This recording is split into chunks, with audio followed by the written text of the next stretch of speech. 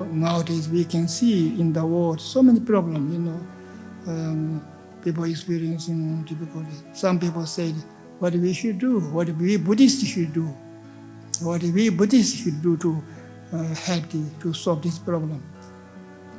Some people asking me, I said, we cannot involve this political problem. It's become worse. Nothing else. Our job is we pray for these people to pacifying their negativity, wrong view, extreme view, pacifying. We pray for everybody become friend, harmony, good relationship. That is our job. That is, I believe this is the best method to help, to benefit.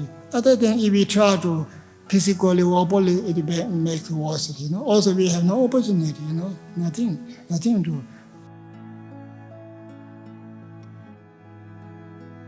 One reason, perhaps, we don't have confidence in prayer is that we don't truly believe in the power of the mind. It is such a shame in our day and age that people are so cynical about prayer. It's almost become like a euphemism for not doing anything, and yet it is the most powerful thing that we can do. I think the prayers are virtuous wishes that comes from our heart, and if we recite them with strong faith and pure motivation every day, our mind gradually changes.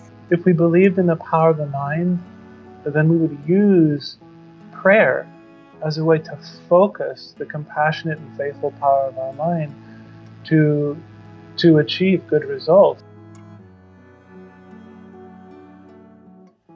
The world is only going to change in dependence upon everybody developing peaceful minds. Venerable Geshe-la says, without inner peace, there can be no outer peace. If I have an inner peace by meditation and the prayers that I do, I look at people and difficulties or challenges or any negativity around in a very different point of view. So if our mind is more peaceful, and our mind is more compassionate, our mind is more hopeful, then what we do and what we say is coming from that place.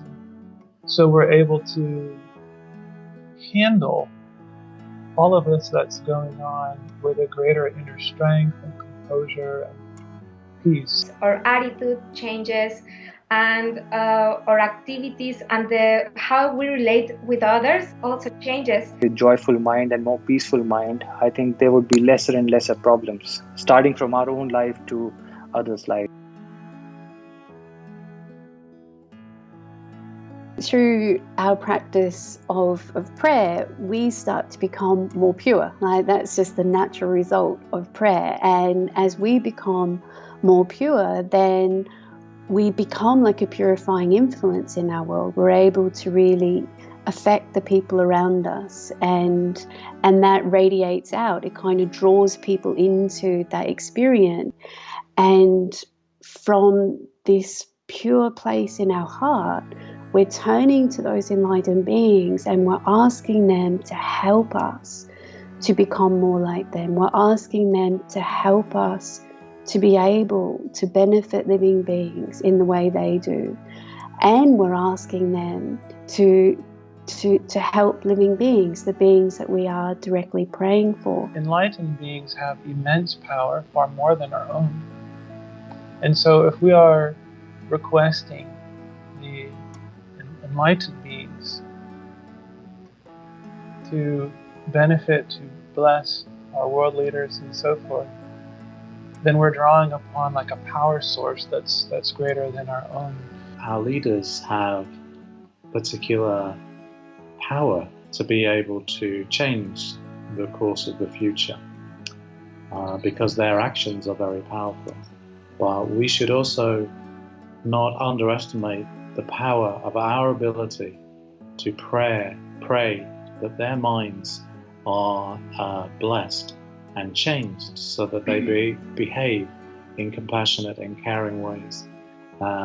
and make good decisions that bring us all into a more peaceful and harmonious way of life in the future. It doesn't matter if you speak Spanish, English, or other languages. You do it with the same wish. It works. And we just don't know how quickly things can change. I mean, our whole world has changed so quickly. Like, what's appearing is so quickly changed. So why couldn't it happen in a positive way? So through receiving blessings, our prayer will be fulfilled. I promise. May the palace be endowed with power, and may people think of